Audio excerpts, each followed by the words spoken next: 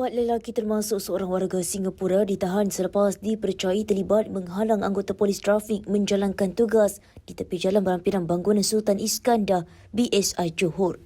Ketua Polis Daerah Johor Bahru Selatan, Asisten Komisioner Azrul Hisham Muhammad Syafi berkata, kesemua suspek berusia antara 25 hingga 46 tahun ditahan antara jam 12.15 tengah malam hingga 1.45 pagi pada Ahad.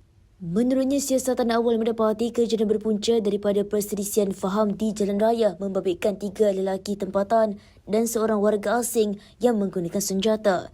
Jelas beliau, suspek warga asing kemudiannya membuat provokasi terhadap anggota polis trafik BSI yang cuba menenangkan lelaki berkenaan. Beliau berkata polis turut merampas sebuah topi keleda dan sebilah pisau daripada suspek. Hasil semakan rekod lampau mendapati 2 daripada suspek mempunyai 16 rekod